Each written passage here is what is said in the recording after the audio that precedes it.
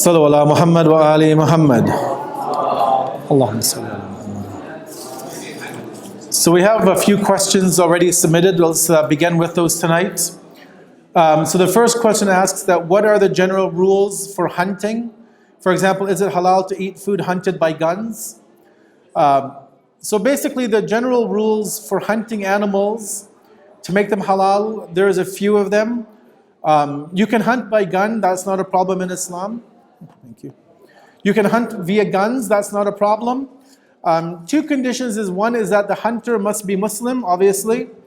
And the second is basically that when you're aiming to shoot the animal, you would have to say Bismillah, Allahu Akbar, just like you do when you slaughter an animal before you shoot the bullet or the arrow. If that kills the animal, if you shoot the animal and you reach to the animal and it's dead, there's nothing else to do. But if you shoot the animal and you reach to it and it's still alive, then you still have to do the slaughtering that you would Islamically. So that's basically the rules, but yes, it is allowed to hunt by guns. Second question that asks is that what no problem. Some guys here, they hunt by arrows. Okay. But the arrows does not go through the animals completely. And the animal will bleed for a couple of hours before they reach to it. So it's considered halal or haram. So if they're shooting by arrow, if they're hunting by arrow, they need to reach the animal when it's alive, for example, and when they shoot it by arrows, yeah, they leave the animals because the animals will still have energy to run, yes. Away. So they leave the animals for a few hours. Okay. Then they start to watching the animals. And they see the animals dead like a kilometer or 2 kilometers away from them. It's considered halal or haram. I've been asked this question and I don't know. Thank you. Let me check up on that. I'm not too sure. Yeah, I've never hunted before, so I've never looked into the rules of hunting. So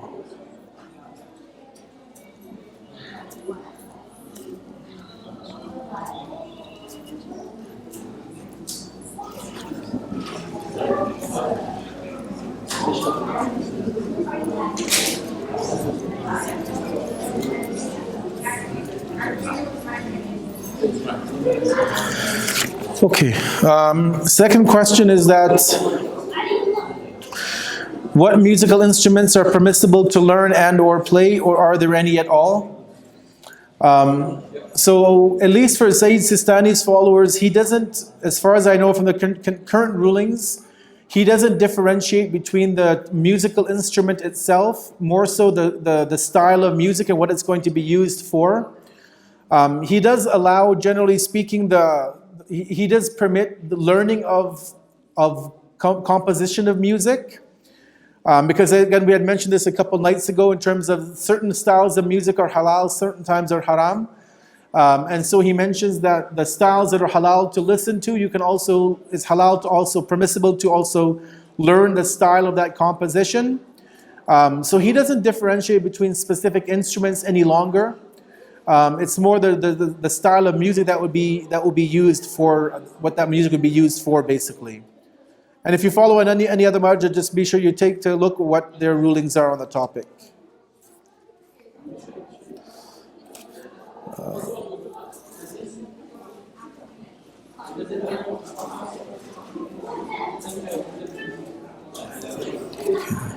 So this is an easy one. What are the good places to donate to charity sadaqah in Calgary? I don't know because I don't live in Calgary, so. But if anybody knows what are good places to donate to charity, sadaqah in Calgary? Okay. Yeah. Okay. So I think for this one, as brother was saying, that obviously there are needy Shias in the city. Most likely, most of the Shia centers should be collecting sadaqah and would be able to disperse it on your behalf to the needy people. So probably best to contact the various centers and maybe speak to them, or if they have any scholars in the community, hopefully they might be able to also direct you to people who are needy, or they can give it to them. and they can take it for you to those people.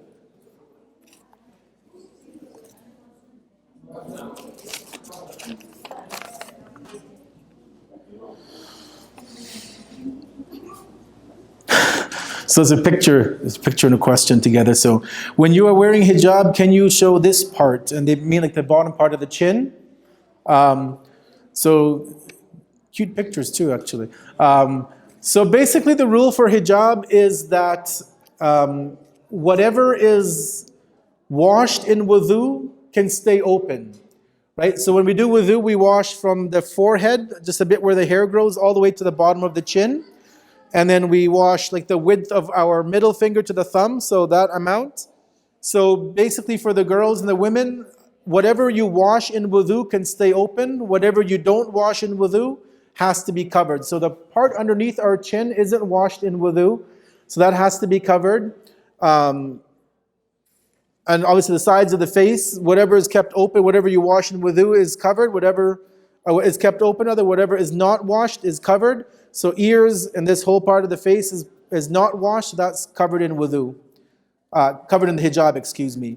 So the general rule is if you have to wash that part of your face in wudu, you keep that part open, everything else has to remain covered. That's the simple way to understand it. But they're nice pictures, whoever did them though too. So, oh, more pictures, cool. It's like charades. Question asked, why is it makruh to A, close your eyes in salat, B, blow on your hot food, and C, wear black shoes? So basically, when it comes to the rules, I would say this, in terms of haram and halal, makruh and mustahab, is for a lot of them, we don't actually have a reason why, right? So sometimes we will have hadith that will tell us, a certain thing is haram to do or halal to do or mustahab or makruh. But we don't have hadith for everything. So because we're Muslims, we follow Islam. Islam means submission. Generally speaking, whenever the Prophet or the Imams would have been asked something, very rarely, I would say, would the companions have ever asked them, give us a reason why something is makruh or mustahab. That doesn't mean there isn't an answer for sure. I haven't really, in terms of these three, I'll keep it for tomorrow, even though we don't have a Q&A tomorrow, but I'll take a look to see if we have any hadith. Uh-huh. Oh, really? Okay. So the sister is saying that she's read a tradition where wearing black shoes may trigger depression. I believe actually, I recall reading something like that as well. I'll keep a lookout for this one tonight though, or for tomorrow, and I'll try to find an answer to see if we actually have any specific hadith about these three things. We'll cover that hopefully tomorrow. Another question asks that it's haram to touch Quran without wudu, but what if you're reading Quran on an app? Must you do wudu before touching your phone? So two things. So when it comes to touching Quran without wudu, it's only to touch the actual lettering of the Quran. So for example, if you're just holding the Quran like this, and you're not you're not touching the text, your hands are just like on the margins, you're just kind of holding it like this and reading it, then you're okay. What's haram is to touch the actual lettering of the Quran without wudu. But if you don't have wudu or you can't make wudu, you can hold the edges and you're okay. As for on an app, no, you don't have to have wudu on your phone or tablet. Even without wudu, you can touch it. Because it's, first of all, it's only digital text, and not usually, but all the times on your phone, there is a glass covering over top of the actual, where the letters are. So because there's glass over top of it, you're not actually touching the physical text of the Quran, so you don't need to have wudu for that. But obviously, just generally speaking, it is better to be in a state of wudu. Whenever we read Quran, there's extra thawab, there's extra reward with that, with Allah. To be in a constant state of wudu, especially when we read Quran, although not wajib. So does that mean if you wear gloves, you can touch the letters on the actual Quran? Yes, yeah. So if you're wearing gloves, winter gloves or whatever, you can touch the Quran then. So the issue with touching Quran, for example, is that it's skin contact to the actual text. So that's what the problem is. So if you're wearing gloves, or for example, I've seen in In Qurans printed like in India and Pakistan, they'll actually laminate every page. So every page will be laminated, especially when we have the Khatam al-Quran programs when people pass away of the 30 juz of the Quran. So I've seen they actually laminate every page so you're not even touching the page. So that's also okay if it's a laminate. In this case, does she, the woman, needs to wear hijab, or is she reading the Quran, or not? She is in the house. So, Let's say she's a woman. yes. Does she need to wear hijab or not? In terms of women wearing hijab when they read Quran, it's not wajib. No, it's I've read from scholars that they recommend it, but I have not seen it in hadith that it's a mustahab action. But I've seen women, like I've known women that do it, but it's more. It seems either there may be hadith, but it seems more of a cultural phenomenon out of respect of the Quran. Yeah. Also, one thing to keep in mind though is that just as it's haram to touch the Quran without wudu, it's also haram in Arabic. It's also haram to touch the name of Allah in any language without wudu. So if you write the word God in English, it's still haram to touch that without wudu. If you write it in French, you write it in Braille, it's haram to touch the name of God, the name of Allah in any language without wudu.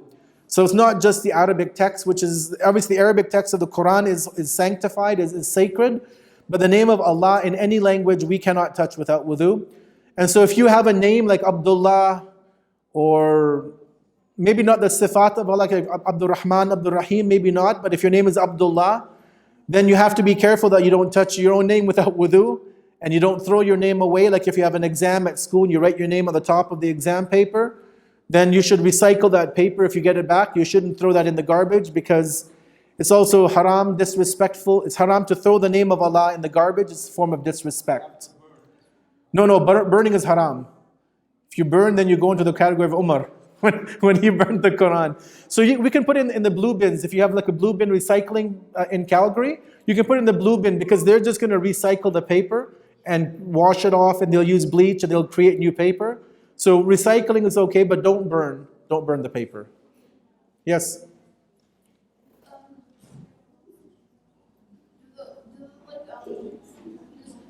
Allah like kind of like love the Christians because they believe in Jesus, it's just not like the way the Lord is, but they still believe in him. Is that okay or not okay?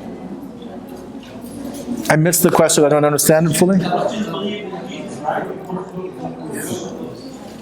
Sorry. Says, like the Christians believe that like Jesus is God or like Son of God, but like does Allah kind of like the Christians because like they believe in Jesus but not in the way we believe in him? Okay. Like, they still believe.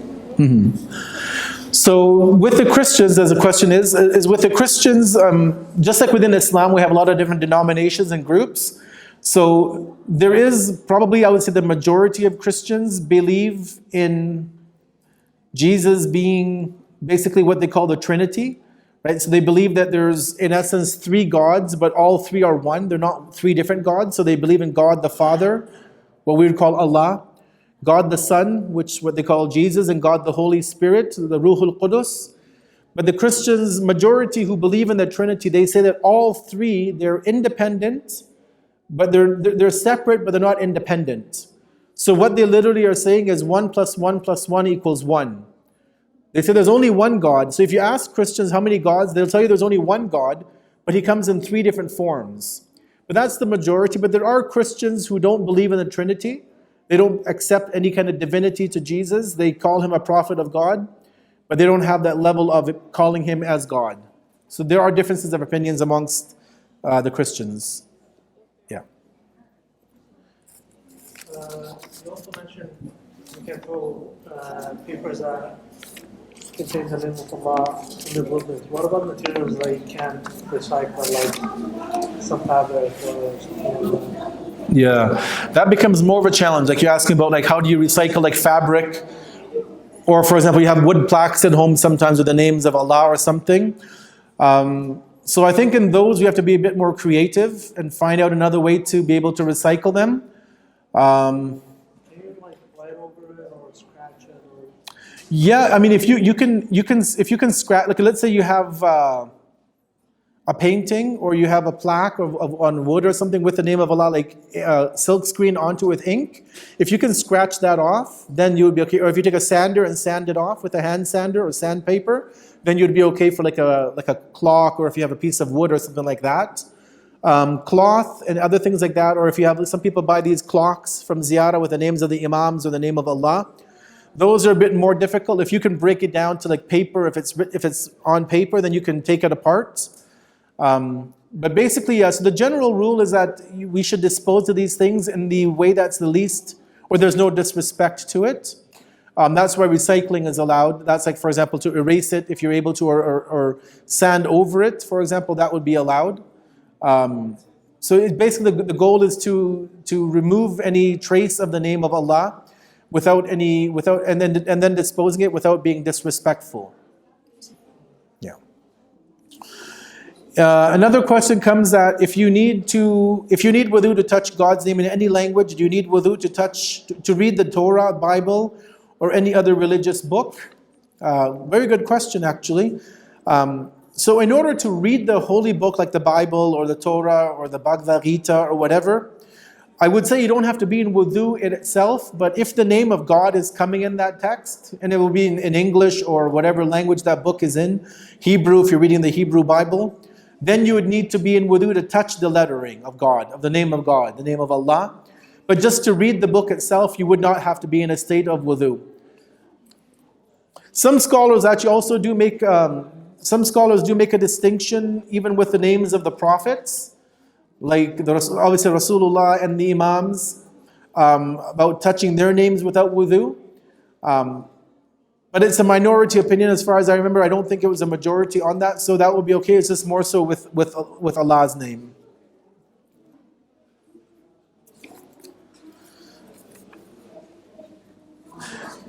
Next question asks, are there any restrictions on women who are not tahir, meaning in their hayd, to read Quran? So obviously it's not allowed for them to touch the script of the Quran. They can hold the Quran, they can carry the Quran, no problem. Again, touching the script is an issue. And if I'm not mistaken, it's to recite more than 7 ayat of the Quran. But even that, it's makruh only for women to read more than 7 ayat. And here again, the makruh, it doesn't mean haram that you shouldn't. Because as I mentioned in the lecture tonight, that makruh has 2 different meanings, right? Makruh at one level, like the questioner asked about wearing black shoes, is makruh, so it's better to avoid it, we shouldn't do it. But when it comes to acts of ibadah, acts of worship, when we have makruh, it means there's a lesser thawab. So as an example, maybe there's 1,000,000 thawab for a woman to recite Quran, let's just say, or a man or woman to recite Quran. But in the woman's hayd, if it's makruh, that 1,000,000 might go down to 500,000, let's say, or 800,000, whatever the number is. So it doesn't mean that a woman shouldn't recite, it's just makruh, so there's a lesser reward for her to recite. And it just, obviously, if you're reading from the Mustahab, from the physical, you have to be a bit more careful, not to touch the script. We should also be careful for the sisters that are in hayd, that when dua kumail is being read, because the rule for women to recite in their hayd is also, they're not allowed to recite the surahs that have the 4 wajib sajdas, and any of the ayat within that. And so in dua kumail, there are a couple of ayat in the Quran, and one comes from a chapter with a wajib sajda, so they have to be careful that that verse also is not recited. But yeah, there's no other restrictions for women to read Quran in that state. What is the distinction between pure and impure animals? What are the criteria to identify animals that are wholly impure versus animals whose saliva is impure versus animals whose skin or fur is impure? I was actually just looking at this yesterday. Most of the, as far as I recall, there are criteria that the ulama give in terms of how to differentiate animals that are completely like impure to for example, to eat. Their fur is also like najis. You can't wear like a jacket or a bag with it, or it's difficult if you have those.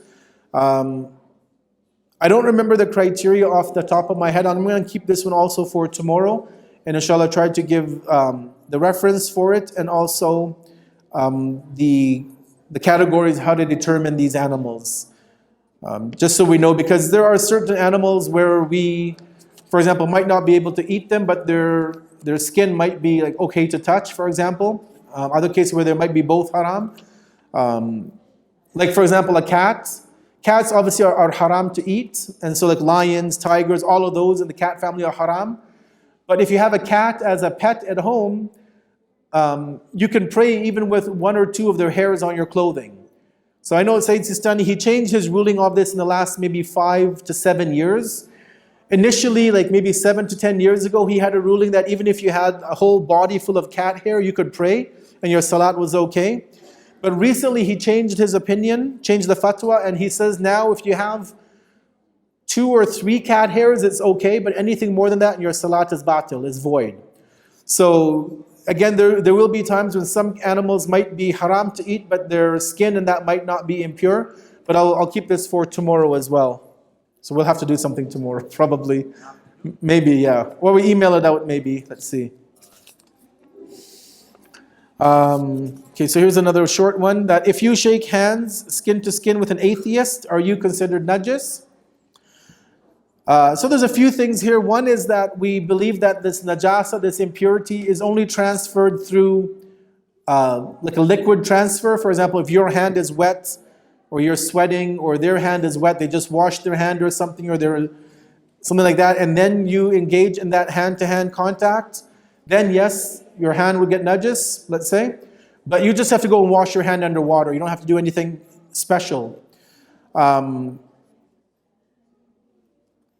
Also, although we believe that, according to Sayyid Sistani, specifically, he believes that non-Ahlul Kitab are, according to ihtiyat, according to precaution, they're najis.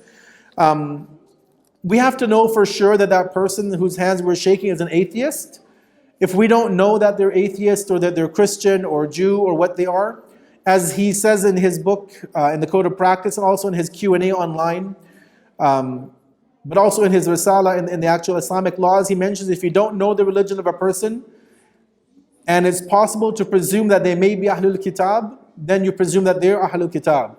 Unless you know 100% certainty that this guy or this girl is an atheist, that's a different issue, but even then, again, it's only through that liquid transfer. So your hand has to be wet or rained, for example, and then you shook their hand.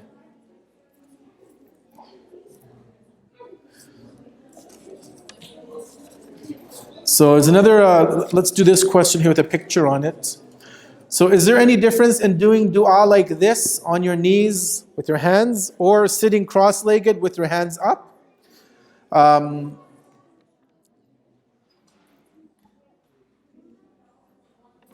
Usually in the akhlaq, so there's no haram or halal, there's no right or wrong way, like in terms of fiqh of haram or halal, of how to make dua. But usually we're told that the position in tashahhud or the salam, when we make in the salat, that's the best position to make dua in.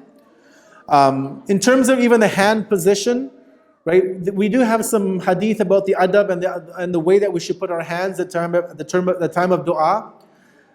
We don't believe that Allah is like so high and far away that we have to yell at Him, right? We don't believe that Allah is so far away that we have to raise our hands all the way up to the sky. We don't yell, we don't scream to Allah. So we have a balance in that. We're told, for example, that it's best to have your hands together like a beggar would and in front of your face, about like parallel to, let's say, where your chin would be. That's also mustahab in the qunut of the salat. Again, you see people like this, open hands, you see like this, you see down here by their chest, you see up top. But even in the salat, in the qunut, it's mustahab to keep your hands together with your palms open. Like a 40, maybe like a 30 or 40 degree angle, kind of facing towards you and up to the sky and about to where your chin level is. I've seen people in qunut, they'll turn their rings around, they'll do something like this. I haven't seen hadith about it. I think it's just, maybe it'd be custom. Unless there's hadith I haven't seen, but I haven't seen this in the books of the scholars that you turn your rings. Again, people do it. It may be out of tradition. There may be hadith. I just haven't found those. I believe there's no hadith, as Uh-huh. I read, but there's this kind of a tradition. Tradition, yeah. Yeah. Sorry? It's like dua you do in the morning, that you do a dua. Okay. No, you during the salat. Like during the salat, yeah. So I mean, I'll keep this also for tomorrow, hopefully, to see if there are any differences about that. But as far as I recall, the ring thing isn't there. But yeah, so it's best when we're in doing du'as like du'a kumail or the du'as after the salat, the taqibat, that we should sit in the same position that we do in the tashahhud or the salam, in that position. That's the best way to make du'as to Allah. Not wajib. If you can't sit because of your back or you have knee problems, obviously that's acceptable too. Sit on a chair or on the floor, whatever is most easy for you to make dua to Allah with. Yes?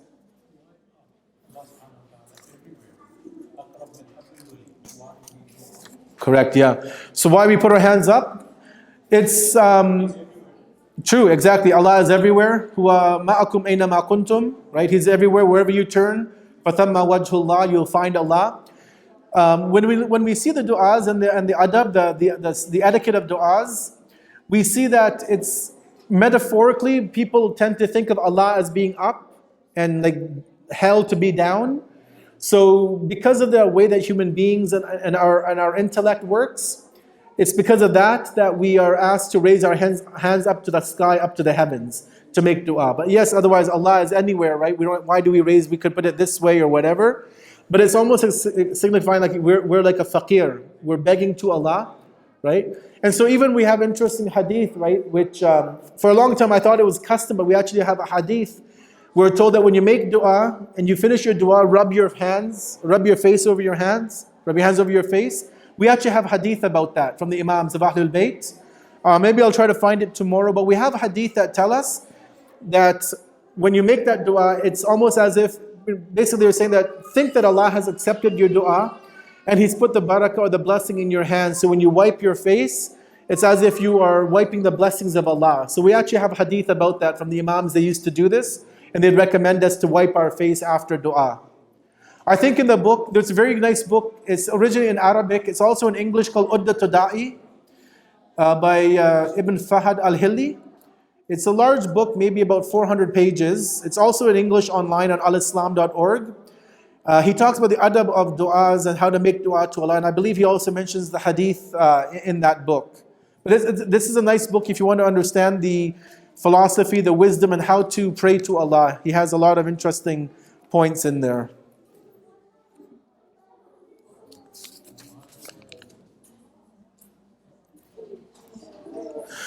So a question comes that, do you get good deeds, like thawab, if you do extra qadha salat? So basically, as we know that all of our salat, once we become baligh, for the boys or the girls, every day we have 5 prayers to make, and we have to make them on time. If we ever miss a prayer, we wake up late, we don't wake up, we are at school, we have to make up that qadha. And so basically, if we don't make it up, we have a sin. If we do make it up, we obviously get that reward for it. And we get a reward in the sense of almost a double reward, because we get one reward, I guess, from Allah that we performed our obligation. And I would say another one because we realize our responsibility to Allah, that we're not just delaying it or forgetting about it. So we get, in a way we do get thawab, we get extra rewards for performing the qadha salat we have. But if we don't have any qadha salat, let's say alhamdulillah, we've never missed our prayers, then there's really nothing that we have to make up. Sometimes some people might want to do it just out of precaution. Maybe I missed a prayer here and there, or maybe I didn't have wudu, but we don't really have to, because if we have that certainty that we never missed a prayer, then obviously Allah is not expecting anything from us. And if we don't have any qadha salat, then the best thing to do is make the Mustahab salat. Right? We have the Salatul Ghufayla between Maghrib and Isha. We have a Salatul Layl, which is done after Isha, before Fajr time. We have the daily, in addition to the 17 wajib prayers, we have 34 rakat of Mustahab salat. And other prayers which are recommended. We should try and make those if we don't have any qadha to do. It is said that you shouldn't leave salat unless you smell or hear something. Does this apply for wudu outside of salat?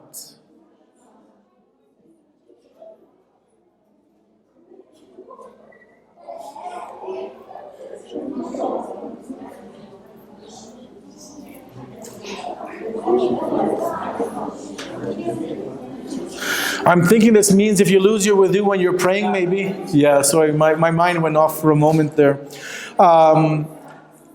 So yes, if if you're making salat and you lose your wudu in the middle of the prayers, then basically immediately your prayers are invalidated because you've broken that wudu has been broken. And so basically you would be having to leave the prayer, go make wudu again, and come back and start the prayer again. Does it apply for wudu outside of salat? Yes, as well. It would be the same thing. So for example, if you've done wudu and you're reading Quran and you lose your wudu in the middle of reading Quran, again, you don't have to, it's not an obligation, but if you would like to get more of the reward and be able to touch the script, that way, sometimes you might accidentally touch the script if you're reading from the book, then it's better to go and do wudu again. And we have a hadith actually which tells us that wudu ala wudu ka nur ala nur. That wudu upon wudu is like light upon light. So it's an added blessing, blessing for us to continuously be in a state of wudu all the time. So next question is a bit of a political one. And the question asks, what companies specifically does Sayyid Sistani say that we should boycott? So as we know, Ayatollah Sistani, as many other ulama, but Sayyid Sistani specifically in his even a code of practice for Muslims in the West, and online when people ask him questions, he says that any companies which deal with the Zionist government, the Zionist regime, if they're directly basically in that country or they're directly working with them, then we should be boycotting that particular company. Obviously, the challenge comes nowadays, I would say, is that there are a lot of companies that set up office in the occupied territories of what is today called Israel. So although it might be impossible or very difficult to boycott every single company, like, Intel, for example, Intel that makes computer processors, they have research and development in Israel. I'm sure companies like Apple, I'm sure many other companies also have development, research offices in Israel. Coca-Cola, they have factories in Israel, they bottle Coke. But Coca-Cola also has a factory in Mashhad in Iran, right? So the difficulty is that if the company we know is specifically, let's say, an Israeli company and they're operating in territories which are disputed when really the whole country is disputed, then we should try and keep away from those companies. There are certain companies, certain products that you even see, for example, in the department stores. I don't know if I want to mention names of them, but you'll see in hardware stores and department stores, you'll see some food processors or things that clearly say made in Israel, right? And if you can buy a blender that's made in America compared to a blender made in Israel, then obviously it's better to buy the one made in America. Although at the end of the day, we all know that even if you buy something made in America, money is going to the state of Israel. But at the same time, if we can at least try and boycott those companies that we know are doing direct business, it's something that we should try and do. And the interesting thing is, just to go off topic for a second, that if boycotts didn't help, then even our federal government wouldn't be so concerned about this, the BDO movement, the boycott, divestment, BDS, or the boycott, divestment and sanctions movement, where not only Muslims, but there's thousands of non-Muslims, people in the academia, university professors in Canada who refuse to attend seminars or deliver papers that are being presented in Israel because they want to boycott Israel completely. And Canadian government has come out very strong against it. They don't believe that we as Muslims or Canadians should do it. But I think they realize that boycotting the state of Israel has an impact. Most of you, well, maybe some of you are probably old enough to remember South Africa and apartheid. And one of the ways that apartheid was destroyed in South Africa was through boycott. Right? People refused to travel to South Africa for tourism. They refused to go to the casinos. They refused to shop, or not shop, but trade with South African government until, 89, I believe Nelson Mandela was freed from prison and apartheid officially sort of came to a close. But a lot of that, what happened in South Africa and the human rights for the Africans in South Africa, the blacks, and even actually all colored people, was because of the fact that people were boycotting South Africa. So I think Sayyid Sistani in his wisdom, he's told us that if a product is made in that region, that we should do our best to boycott that particular product, to hopefully give them an opportunity to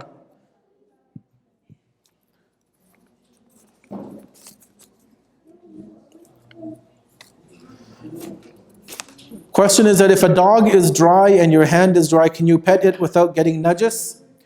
So yes, in that case you can. Dog hair is najis though, so you want to make sure that you don't have any dog hair on you, for example. But it's really again the wetness which is the issue. So a dog sniffs you, the dog's face, tongue obviously has moisture on it. The dog sniffs your clothing or your hand becomes najis. You can wash it. So on your clothing, obviously you have to go and wash it before you can make salat. But if it's dry, then there is there's no transfer of najasat there. What is the ruling according to Sayyid Sistani regarding consuming food or drinks that contain a very small percentage of alcohol, such as soya sauce, in which the alcohol is not added but occurs due to the fermentation process? If I'm not mistaken, in the Code of Practice, he says if it's 0.05%, if I'm not mistaken, alcohol in a product. Again, it's not that it's added or cooked, but it's through that process, then it's allowed. If I'm not mistaken, 0.05% is the amount that he mentions. So if it was that small amount, minute, then according to him, that would be okay to use that product. Yeah, so let me just take a look if let me see. I think he has it on his website, so it shouldn't be too difficult to pick it up, but I think it's 0.05%.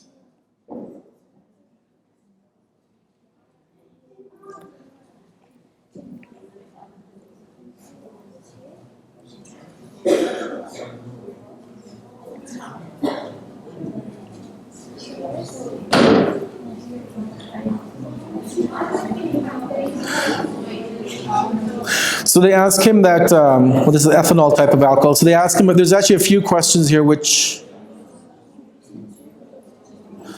the one says that my question is related to selling and consumption of ice cream containing less than 0.5% ethanol type of alcohol.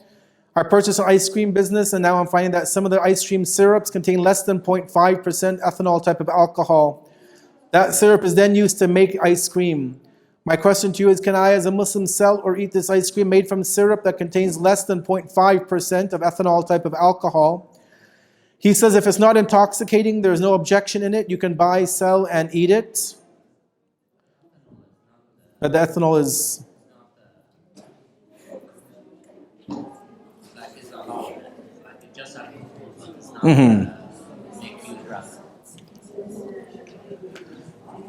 Then he has another question.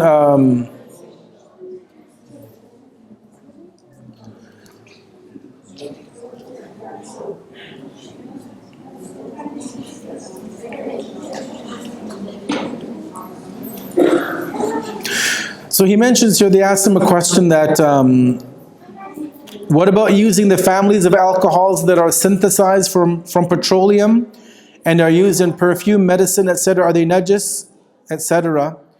But he does mention about other than alcohol. He says if the food has a small amount of alcohol, for example 2%, he says it's okay to eat that food. So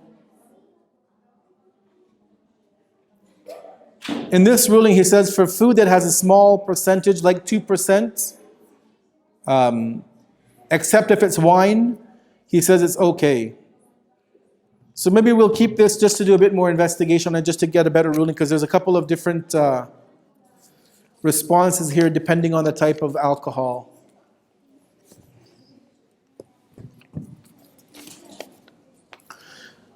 Some medications / vitamins contain small portions of gelatin or alcohol. Is it haram to consume?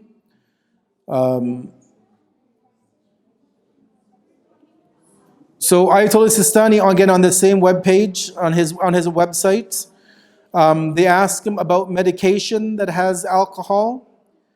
And he says that medicines and perfumes which contain alcohol are pure and can be used.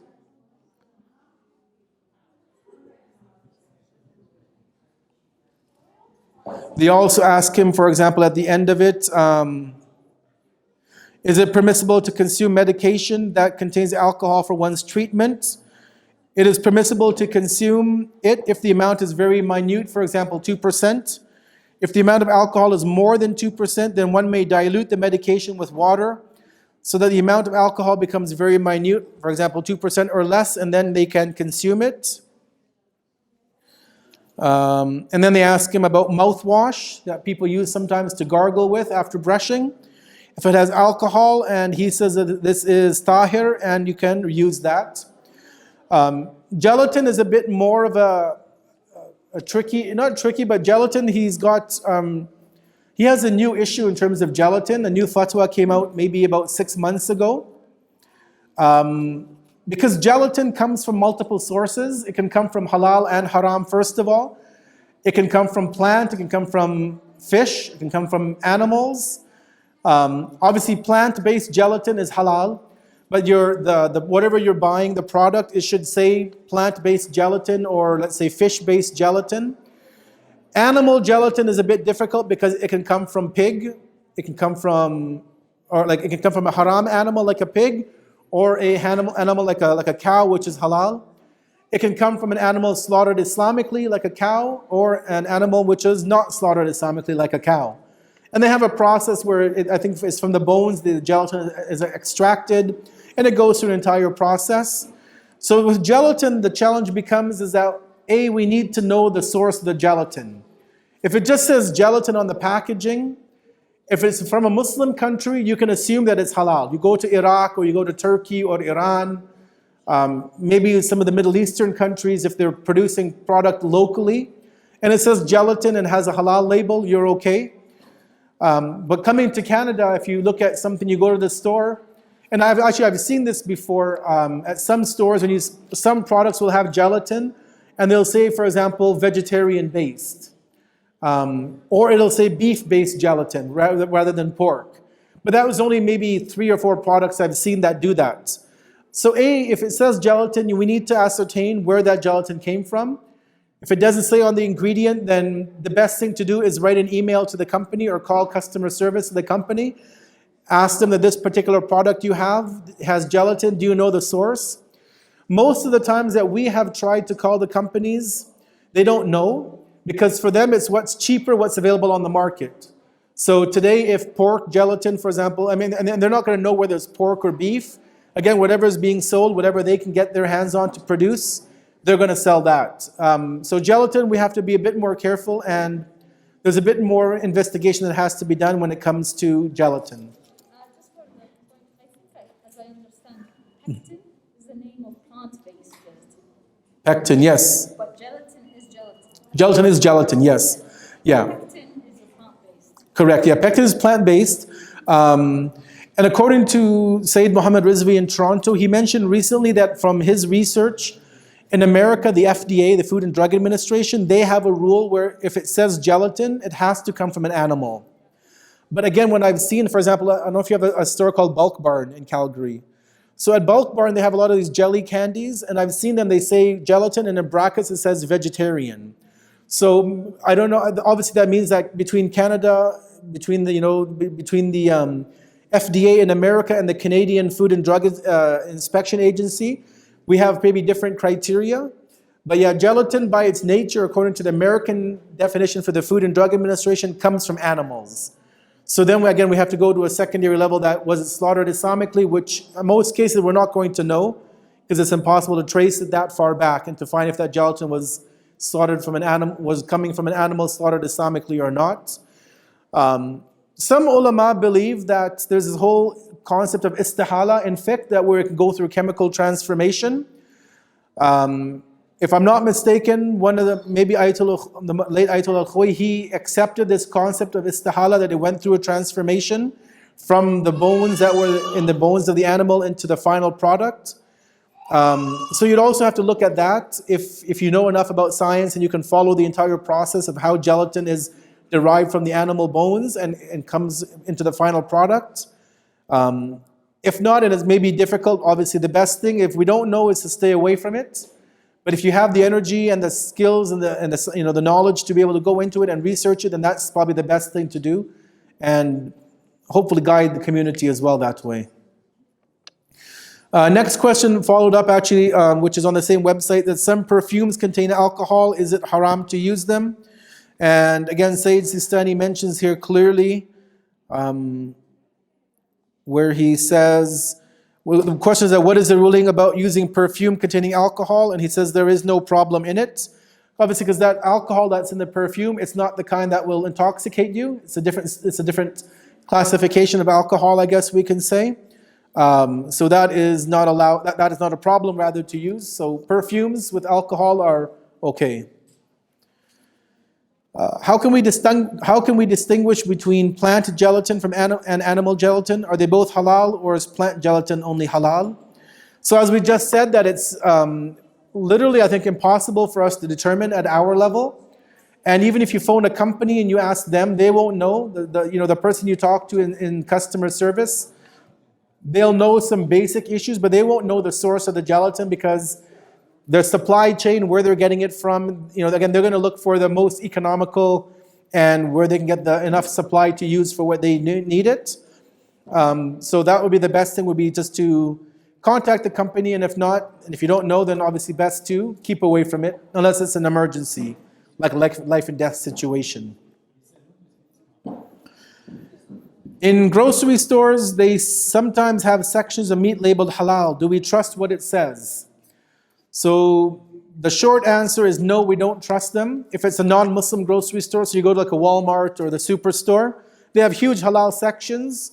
But the way the scholars tell us is they say that the sign itself doesn't have there's no proof, right? It's no hujjah. They have a sign that they printed on paper and they put it on the window or the area. So the sign is not enough. You should have another way to validate that it is halal. So what I've seen in Ontario, and I don't know if I've seen it here, but in Ontario, what they do is at Walmart or other grocery stores, they'll have the halal sign, but they'll actually have the certificate from the company or the Muslim organization that has certified that. So for example, if a particular slaughterhouse is being used, let's say at Walmart or another grocery store, they will actually have the certificate from a Muslim organization with the name and the number and address and who the organization is. Sorry?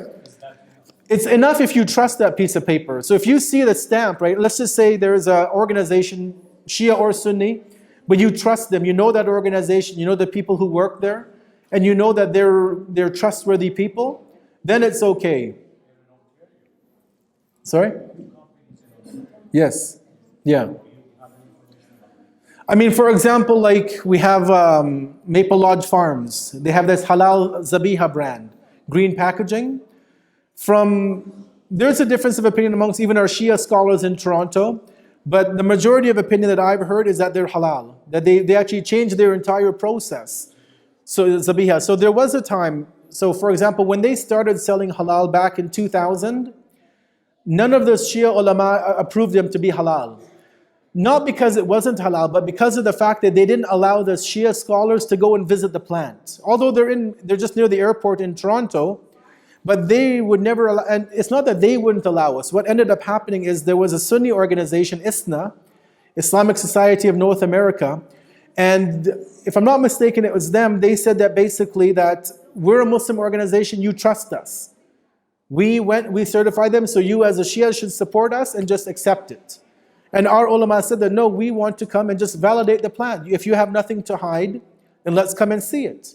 So from 2000 up until, I would say early this year or late last year, it was not allowed. I mean, majority of the Shia ulama didn't allow it. And even a lot of the Sunni scholars in Toronto, they said it's haram. They wouldn't want their community to eat. But within the last year, they've changed the process of the slaughtering. There was really one small process change they had to make. But it may have, obviously it was challenging because it's a huge factory they have, right? But they made that change, and now our Shia scholars have validated that it's halal for us to eat that. So there's one example. We have another brand called Crescent. I don't know if you... Al Safa is also, yeah. Al Safa, they started actually in the early 2000s, owned by a Jewish man. A Jewish and Christian, they were partners. And the Jewish man actually, he used to operate in Kitchener. So where I'm from, they had a non-halal slaughtering facility. He retired, he left the business, and then if I'm not mistaken, he actually was approached by Muslims in Indonesia that why don't you start a halal facility in Canada? Halal meat and hamburgers and chicken burgers and all of these things. So that's when he got into the project. So he was the head, a Jewish man, he had a Christian man, and third in command was a Shia brother from our community locally that we knew personally. So with Al Safa, although now it's changed in ownership, I think now Muslims own it. But for example, personally, I had been to their chicken facility where they do the chicken slaughter. I've seen it about 4 or 5 times. Right when the chickens come in by the truck until they put it in the box at the end. So myself and many other people in Toronto, we've been to their facility. So Al Safa is okay. Crescent is another brand. I don't know if you get Crescent out here, but they're okay. So yeah. I know even in Edmonton it's difficult because of some reason they don't always have a supply.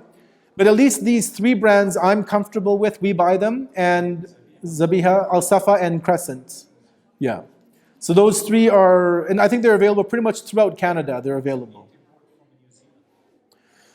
From what I've been told from New Zealand, it's all okay as well. The lamb meat that you get from there, it's all certified by Muslims. And so, again, from what I've been told, is all of the lamb that comes from New Zealand is all halal. It's all okay to eat. Yeah. So, but even this, I mean, this question also, I mean, we could also look at it in terms of restaurants, right? Because a lot of times you will drive by a restaurant and it says halal.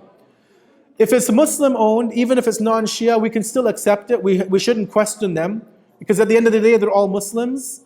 Some people want to do more precaution, but we have hadith actually from the Imams, I think from the 5th Imam and 6th Imam specifically, where they were asked about that. They would say that, you know, that companions would come to the Imams and say that I'm going to another person's home, another Muslim, he doesn't follow you, can I eat his meat? And the Imam says, yeah, you don't ask them because they're a Muslim, right? So when it comes to even non-Shias, if they have a restaurant, we shouldn't ask them. Now, if you know for sure that they don't order halal meat, then obviously that's a different situation. As long as they're Muslim owned and they're telling you that the meat is halal, we shouldn't ask them where you get it from and all those other questions. But the sign itself won't be enough because many times you might have restaurants that are owned by non-Muslims, for example, but they know there's a lot of money in halal market, in Muslim market. So they'll put up a sign that says halal. So we should know who the owner is, who the people are there who work. And if we have a question, then we should ask them. And again, they should have a certificate. This actually became an issue in the federal government of Canada, right? I think 2 years ago. 2 years ago, Canadian government passed legislation that they can't police the halal market, but they said that every company, if I'm not mistaken, that sells halal product, they have to have a visible certification sign in their establishment of where that meat comes from. So this was passed by the federal government, I think in 2016 or 2017. So legally, by law, if they're selling halal, they should be able to provide you a document that proves it. Is Beyond Meat burgers patty halal? So this is this new thing that's come out, right? You see in a lot of restaurants where they use plant-based and with spices and things to make it simulate taste like meat. From what I've seen, as long as there's no meat product in that, it's halal.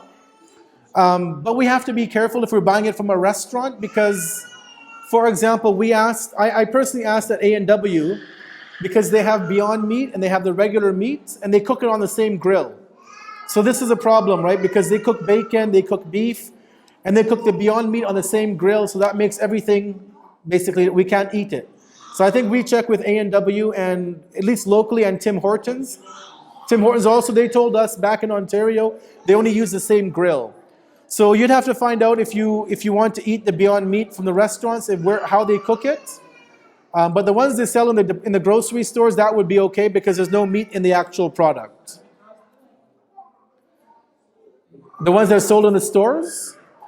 Again, look, check the ingredients, right? The ingredients they have to legally say whatever's in the product. Although I know they have loopholes in the system and the process. But if you trust the company, give them a call, ask them, is there any meat product in it? Again, they should tell you what's there.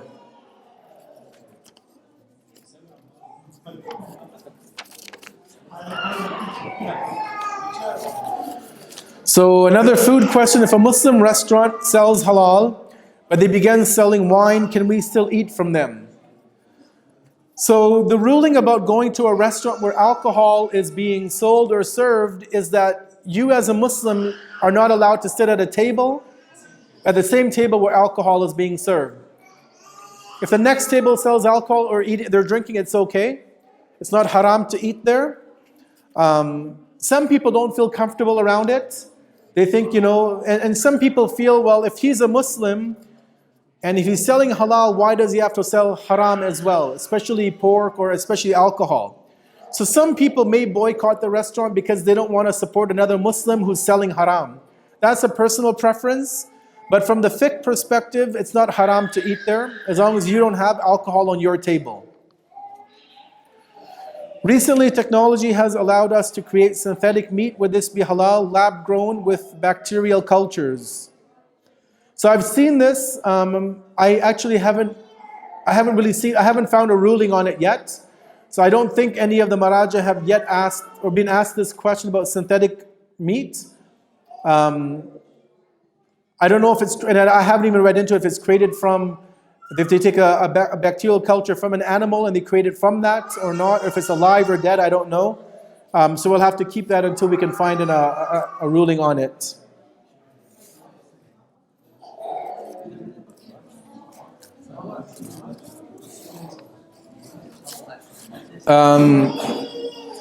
How old does a boy have to be for a girl to wear hijab from them? 10 years, 7 years, 14 years? How old does a boy have to be for a girl to wear? So the girl obviously has to be baligha, 9 years old, right? And then hijab becomes wajib upon her. Before that, the girl doesn't have to wear hijab in front of a boy, whether he's 5 or 15 or 50 years old. So it's more dependent on the girl's age, not the age of the boy. Is feminism haram? So I think we'd have to keep this for another day, not because I'm dodging it, but we have to define feminism in what context, and then I think take it from there to see look at what feminism is, a definition, what it means in the contemporary society, what it stands for, and then I think we can discuss it. But I think that would take a whole majlis on its own, so we'll have to keep that for another day. And last but hopefully not least, it says, does the Hamza, and there's a nice little picture again on here, the little hand symbol, does it have any basis in Islam or any relation to the Ahlul Bayt, or is it just tradition? Another good question. So yeah, we see it everywhere, like, in Muharram commemorations. I don't know if we have any over here, any of the posters. Maybe not, but it's used quite extensively in India, Pakistani culture. In Iran, it's used. I don't know in Iraqi culture if it's used. I've seen these. They sometimes sell them with a little eye in the middle,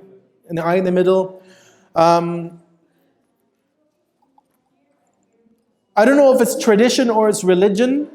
I think it's more so tradition, but I don't want to say for certain. One of the things I've seen, because even I know Catholics, they use the same symbol. Some Catholics, they have a symbol with a hand and a little eye in the middle. They call it the Eye of Fatima, which is not our Fatima alayhi salam, but Fatima from the Catholic Church. There's a whole story about the Church of Fatima and the secret of Fatima and the end of the world and on all that. There's a whole documentaries about that. But from what I've heard from some traditional scholars is they take that symbol of the hand to be a representation of the hands of Abul Fadl Abbas that were cut off. And so they use that as a symbolic nature, that we remember the legacy of Abul Fadl Abbas, and that the fact that he gave his hands on the day of Ashura, and that we sort of use that as a symbolic nature, that we sort of stand up for him and what he went through. So as far as I've seen, is a lot of that is all cultural symbolism, right? Like this Hamsa, or you have many, even the actions that we do in terms of the Muharram. If you look at the commemorations amongst the different communities, I mean, what we do here is obviously based on Iraqi tradition. If you go to the Husayniyah, when they commemorate Muharram, their rituals in the Pakistani community are somewhat the same, but they do some of the Latmiya a bit differently. The style, the speed is different. It's based on cultural, right? How they've experienced it, how they understood Karbala when it came to them. Iranian culture, again, you look at it, a lot of the same what you see from here, what you see in the Pakistani community, Iranians will do, but then they add their own cultural experience to Karbala. But basically, at the end of the day, what we can say is that none of this is haram as long as we don't cross boundaries. It's all cultural creationism. And you know, probably in 25 years, maybe like our grandchildren, if they've been born and brought up in Canada, they'll come up with maybe a completely new tradition. Right? They might keep some of the same Latmiya, maybe some of the Arabic, maybe some of the banners.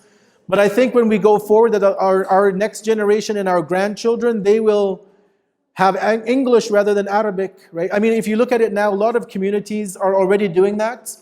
When I was in England last year for Muharram, a lot of the communities that were doing the Muharram Majalis, they had the Latmiya, with the poetry was in English, right? And for example, I've seen even in French happening, like a lot of the Muslims in Africa who speak French, they compose poetry in French. So I think it's a natural progression of us coming to these countries that Arabic, Urdu, Persian will become diluted in a generation or two. English will take over, French will take over, Spanish will take over, let's say in Mexico or in parts of in Americas where Spanish is a language, and it's already happening. And that will just add to the beauty of Karbala, right? Because it won't be that Imam Hussein is only for one group of people, he's for everybody, right? So if you look online, you see this year in Muharram in Japan, they had processions on the day of Ashura, right? You see in Turkey, millions of people on the streets of Turkey commemorating Ashura. You know, in South Korea, we have a Shia community, and they commemorate Imam Hussein in Korean. Who would have thought, right? In Korea, it's global. It is, right? It's in probably every country, China, in Russia, in Korea, in everywhere. And so I think all of these symbolisms, you know, for example, if you look at in Indonesia, when the Shias commemorate, they use the swords, but they don't do the tasbih over there. But they have a traditional Indonesian, like a dance kind of, like a movement where they walk in a circle. But that's probably from Indonesian, their own local culture, but they've brought that into Muharram. So they'll walk with those same swords in the traditional way, but they do that based on Indonesian culture and reciting, you know, the Latmiya in their language, in Bahasa or whatever other language they speak. So I think it'll add to the beauty that all the cultures will add into Karbala. As long as it doesn't go against the religion, we're not doing anything excessive or against what the Maraja had given fatwa for. All of this can be included in the rituals, and it just, I think, brings more beauty into the commemorations. We conclude, I think. Again, thank you again for staying late tonight. Inshallah, may Allah reward all of you for the excessively asked questions. I have a large pile for tomorrow, so we may have to just do a brief session, hopefully, to answer these questions, but inshallah we'll do our best to get them before I head out.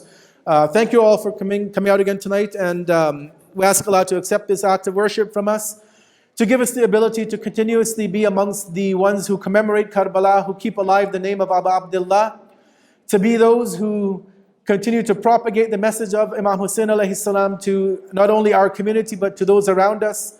And we ask Allah to give all of the organizers, those who have helped and those who have volunteered, and all of those who have participated in all of the programs here or at any of the community centers in Calgary, that Allah rewards each and every one of us and keeps us under the banner of the 12th Imam, Imam al-Hujjah, Ajalallahu ta'ala farajahu sharif. Let's remember all of the deceased who have left this world. First of all, from the deceased from our community here, the ulama who have left this world, the shuhada who have given their lives for the sake of Islam, especially the innocent who were killed in Karbala on the day of Ashura. Let's remember all of them with the Surah Al-Mubarakatul Fatiha, but before that one, loud salawat upon Muhammad wa Ali Muhammad.